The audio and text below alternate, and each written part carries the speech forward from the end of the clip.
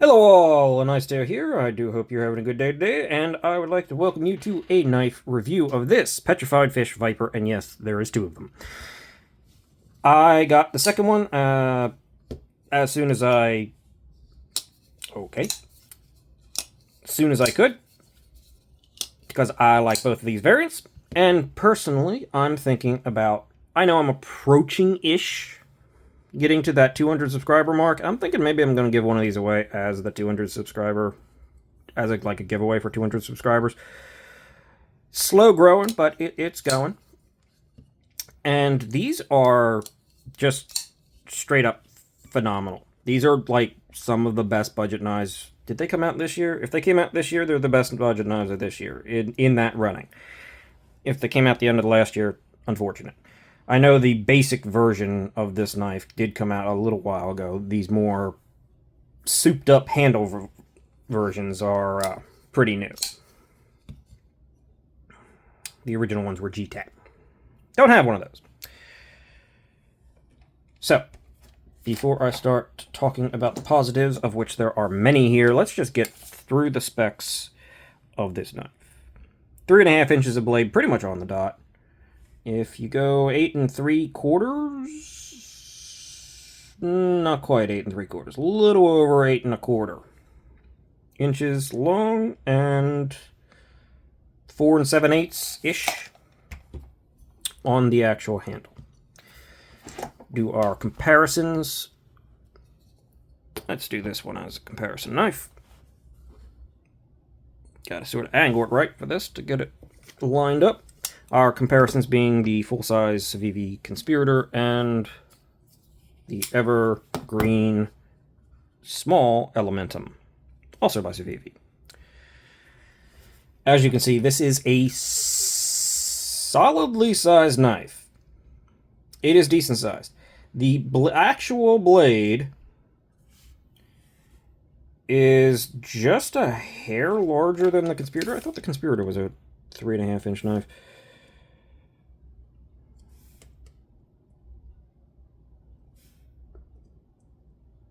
Yeah, it's just like maybe a hair longer, like 0.1, maybe not even 0.05 inches longer than the Conspirator. But you do have some curvature, and because of that, the handle actually sticks out a bit longer. However, that would make it pretty much an unequivocal full-size knife. It doesn't feel large. It feels larger, but not too bad. Partly because these scales are fully contoured. And despite the full contouring, I don't think this thing's any thicker than the Conspirator is, actually. Which we will check right now as I get out the calipers, which hopefully will play nice today. Yeah, okay. Alright. 516 thousandths. That is, I believe the Conspirator is 520 thousandths or 24 thousandths. So, yeah, slightly thinner than the Conspirator, but pretty much about the same, just over half an inch. Blade stock is 120 thousandths by the looks of it. And behind the edge on this relatively tall flat grind.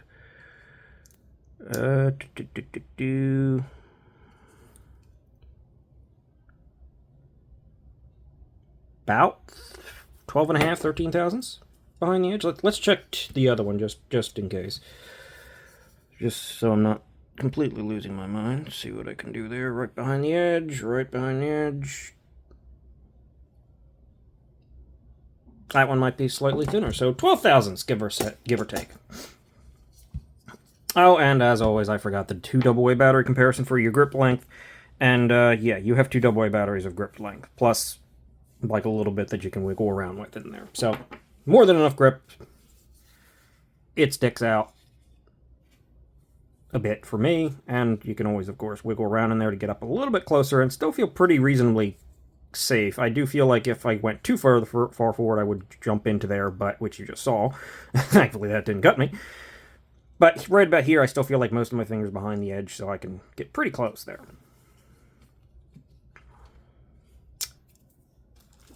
Hardware. Hardware. Okay.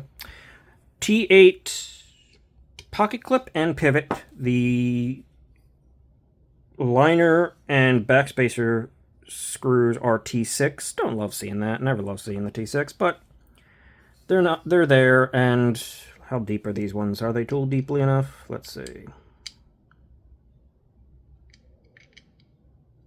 Yeah, reasonably so. They should be okay. Petrified Fish usually does a decent job. Weight. Weight should be quite light. No, they're not milled out on the inside other than for the liner that is technically in there. It's up in there. You can kind of see it right there with the screw sitting there. For the crossbar, 4.1 ounces. That's a little heavier than I honestly thought it would. Maybe it's because it's a decently large knife that I thought it was going to be a little bit lighter than that. I don't know. Let's see if we can.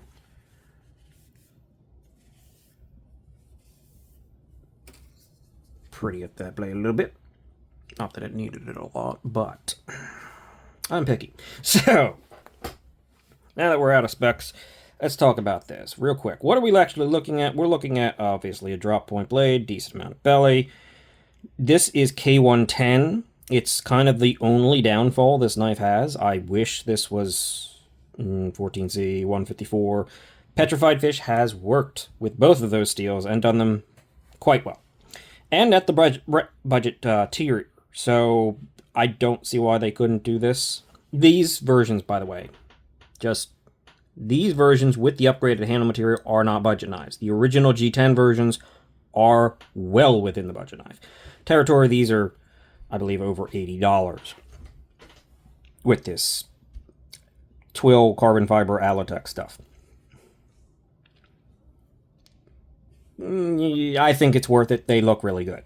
But they're not that much over a budget knife, but they are technically in the budget realm. But they are all K110, and like I said, I really do feel that 154 cm, which is oftentimes what they at Petrified Fish use, and have done in that. I think they've, the Scholar? I have a Scholar. It's $55 in 154 cm. So they can do it.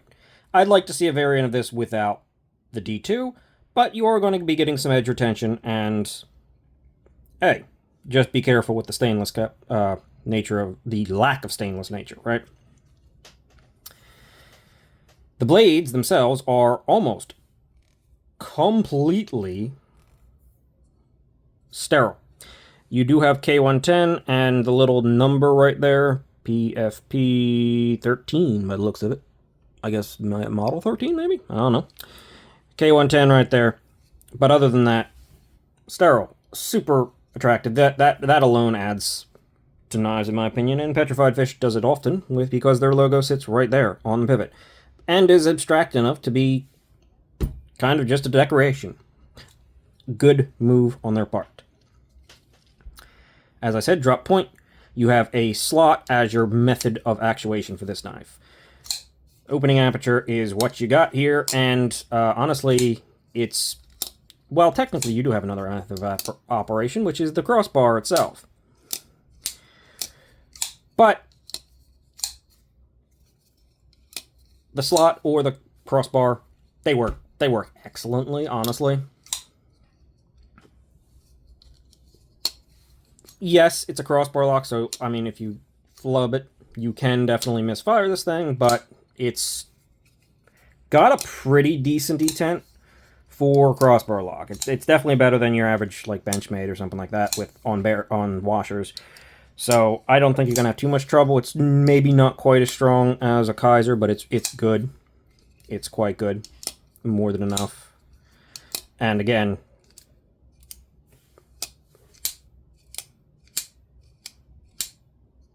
you can just do that.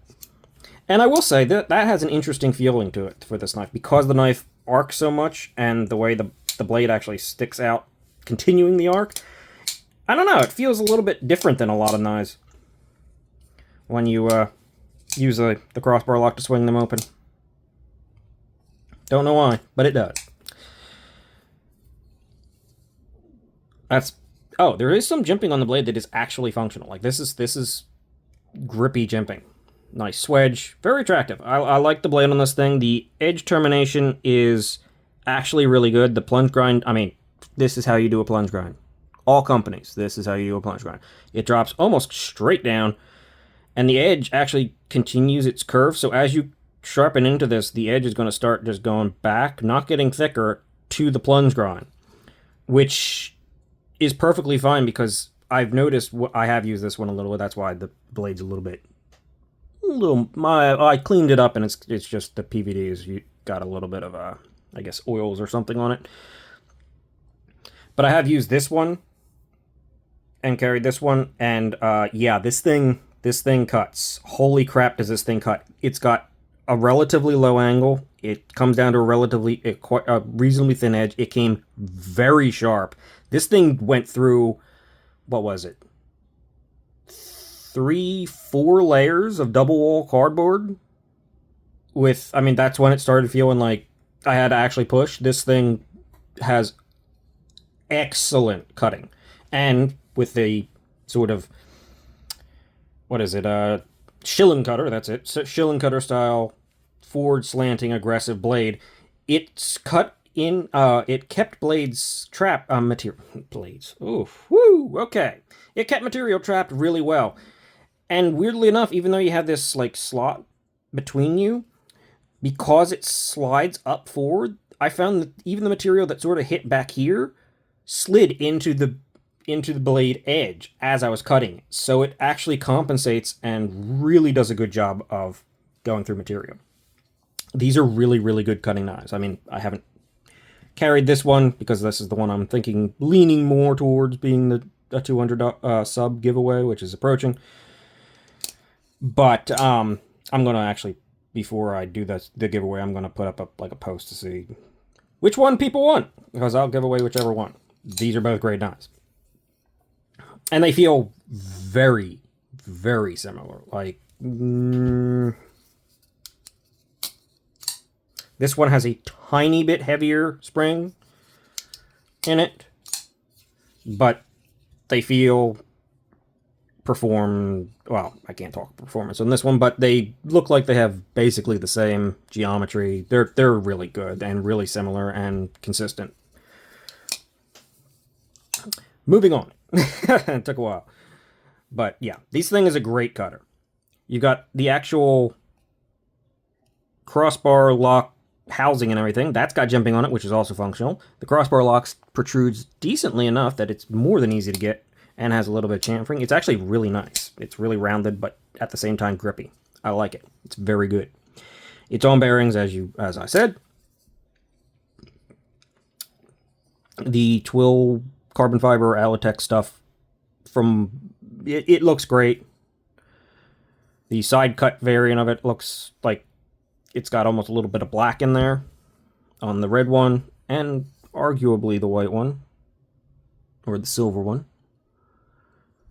A lot of reflectivity.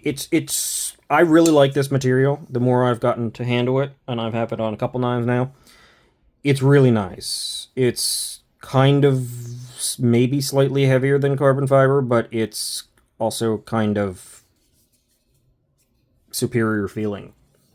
Just like the execution, there's no voids, bigger fibers, etc. It's really nice.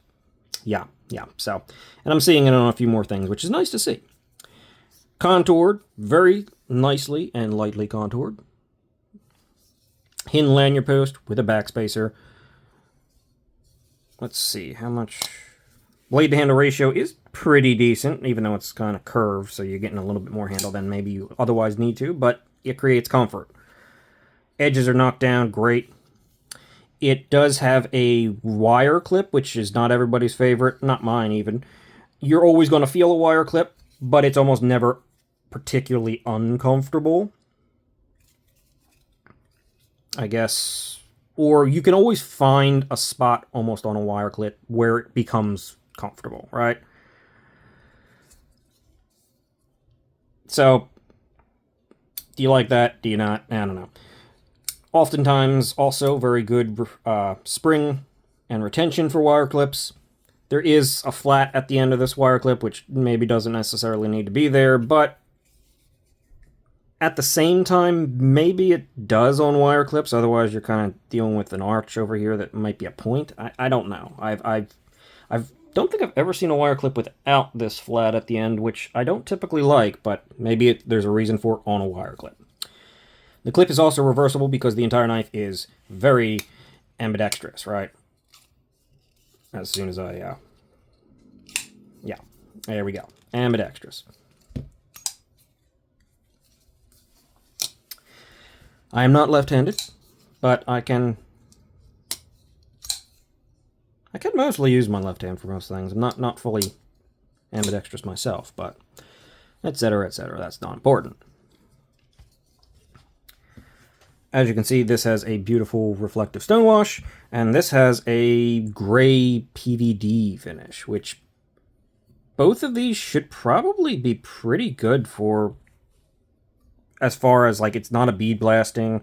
It does seem to have a good amount of, like, this is a really, really soft, smooth tumbling, and this one with a coating will, of course, protect a bit from wear, or more specifically, corrosion.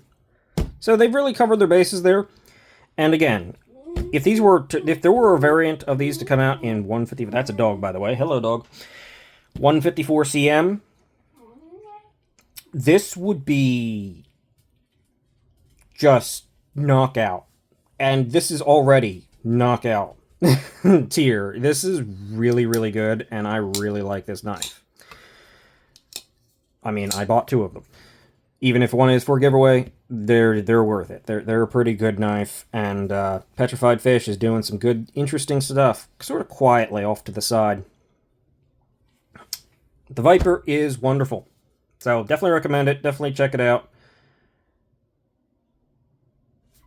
And I think that's everything here, so I'm going to end the review, say thank you for watching, consider liking, subscribing. Hopefully I showed you something that you haven't seen. I haven't seen this particular knife get a lot of fanfare, and it deserves it, I think. So I'll end things here. Thank you, have a good day, and see you later.